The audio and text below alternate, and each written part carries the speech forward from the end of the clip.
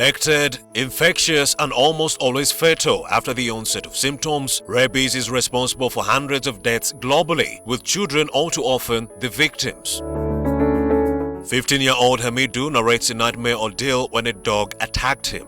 Neru mundia usaa 10 mama nantuma amasanyalazi. Nangamba mnagenda oleka amasanyalazi. Nensanga embwawo yali ya mulirwana. Netandika okuboggola. Awo nenyimirira. When nayimirira wenti embwa nejja nange nenziruka. Nentega. Awo nennuma. Yannuma wano ku vivi. We have problems associated with dog bites. People are scared of even going to work. There is a village called Golo. People no longer go to work early enough because they fear dogs biting them. Nasoka kugenda mu town sayagala kulaga mama nti nerembwe nnumye.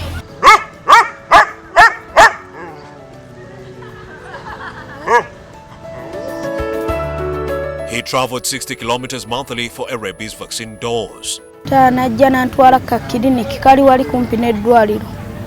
Awo ne banzijanjaba ne baŋŋamba treatment gye neetaaga ne nagenda Ntebe.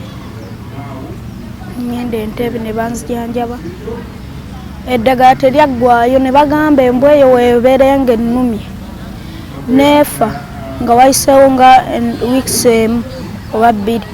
Neefa awo mbeera nange kennyini ngenda kulwala obulwadde bwa rabies. Even if people manage to get medical treatment quickly, the cost of treating rabies exposure is often financially devastating for many families. Most of the time, the local health centers do not have this vaccine. This vaccine requires strict cold chain.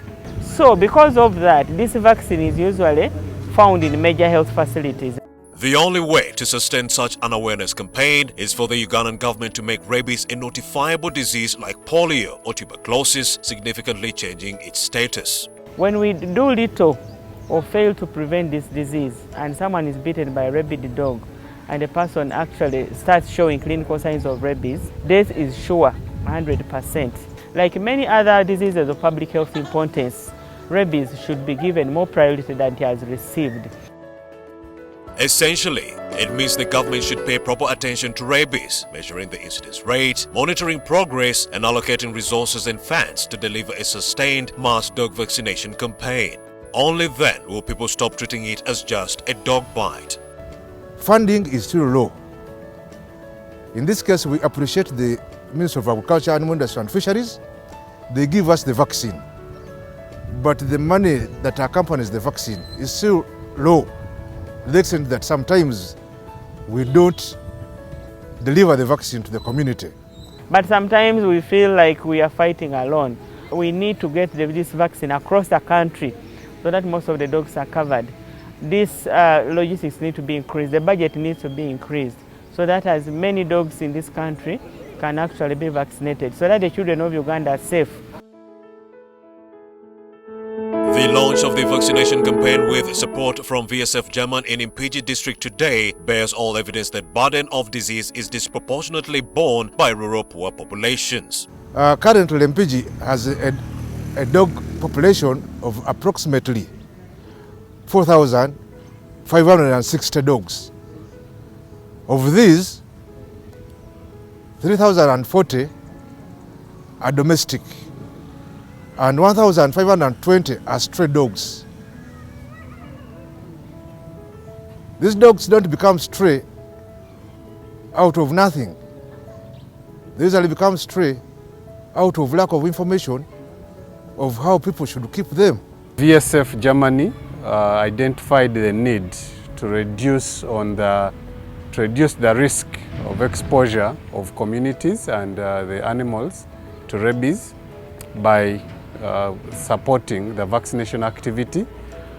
We are piloting this in Impiji district and other areas of the country with expectations of rolling it out to cover many districts and many communities on a larger scale. We believe that this One Health approach will collectively contribute to the bigger global agenda of eradicating rabies by 2030. The central point of the community-driven dog vaccination campaign has school children awareness incorporated as a strategy to save the lives of other children living in such a high-risk district. We've had stories of children being bitten by dogs while they are going to school. There was even a time in Kyotera Rakai when these dogs had congregated into big groups, big packs of up to 5 to 10 dogs. And when they met a school child, actually one would bite her, she falls down, and the moment she starts bleeding, they would literally start eating her. There was a child in Kyotera where they almost ate off the thigh of that child. Joli abalamu wiki ewedde twafiiriddwa omukyala embizi nnyo abadde akola mu katale ak'omubuulo e Buwama nga mu butale obukale obw'enjawulo obw'omubuulo ng'atunda butungulu naye embwa yamuluma. Ne bagezaako e Buwama mwonna ng'amazima amatuufu bwe basooka okumutwala ng'eddagala tewali ate nga twatusuubira wokka nga ne mu mpigi toyina w'ogamba. Ate abamu agenda okuluma n'embwa ng'amazima amatuufu ne transport yennyini tamulina. Kabeere airtime embeera gye tulimu mbi ng'oli ow'okkubira obukubizi nti musawo jangu ennyambe nga neetakola ki nga taliiwo. N'olw'ensonga etwandisabye gavumenti etusembereze ku buweereza bwe tuba nga tuli baakulwanyisa Rabies.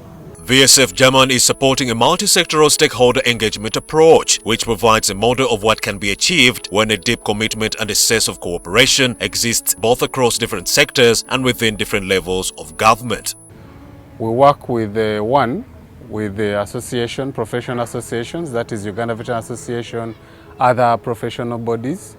We work with the Ministry of Agriculture, we work with the district local governments, especially the veterinary office or the production office, to coordinate these different efforts in the different localities and in different areas of jurisdiction to allow us penetrate and have wider coverage and awareness for the communities, because the key stakeholder here is the animal owner or the pet owner, dog owner. As VSF, we urge the communities, the local governments, development partners and all authorities to get resources together, because rabies is one of the neglected zoonotic diseases that is killing many people, that is causing a negative impact to the livelihoods of people.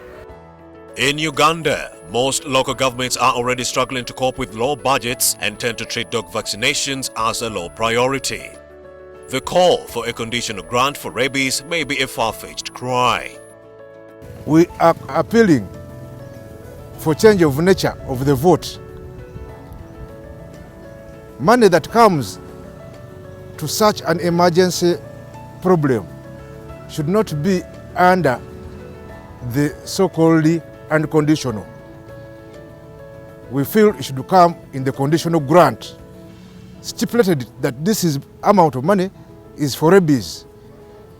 In that way, there will be no way it is changed into other things other than control of rabies. I would urge everybody in Uganda, I would urge everyone in the world to actually rally their efforts and their resources towards eradication of this disease, which is so devastating.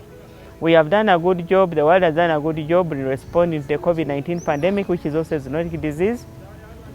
Of course, there are other zoonotic diseases like tuberculosis and others. But this one, rabies, since we have a target of 2030 to eradicate this disease, I would like to call upon everybody in the world to sacrifice something in either time or resources or finances to support every effort, to support those who are at the forefront for us to be able to fight this rabies successfully.